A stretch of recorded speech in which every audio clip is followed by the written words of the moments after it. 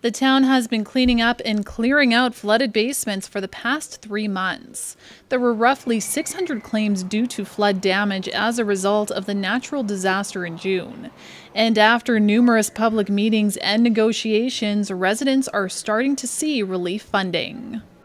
Some people have gotten their assessments back, and a lot of people aren't satisfied with what they're getting. I think they expected more.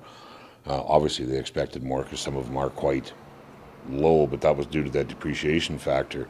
So, we've communicated with the ministry, and they have been over the past 3 weeks actively working on that depreciation. Many furnaces were destroyed during the flood, something which wasn't an issue throughout the summer, but now the clock is ticking for many residents.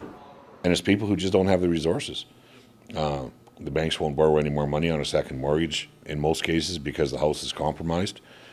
Those that got a wall caved in or something like that. So, there's some bad stories out there too that people are just sort of sitting and waiting. We have a number of families, I guess in that number, I say 2 or 3, that I know of right off the bat that are going to bankruptcy court. In the beginning of August, the provincial government announced they would be providing additional funding through PDAP assistance.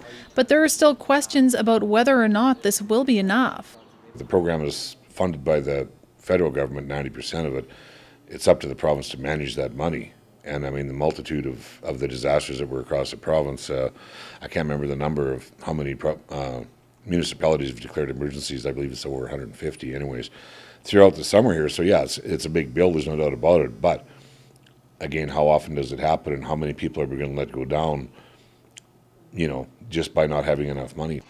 Many residents have relocated to Swift Current because of a lack of affordable housing in the town. This is something the municipal government has had to struggle with, but they are focusing on the future. It's a hard luck story, but what do we do? I guess we're sort of trying to focus now too on how can we keep the people safe and how do we keep them healthy, and how can we resurrect this now? We got to attract the people there. How do we get the tourism back there in the spring? The town continues to look for housing solutions and is actively seeking contractors looking to develop affordable housing and hotel accommodations. For Southwest TV News, I'm Kara Rapke.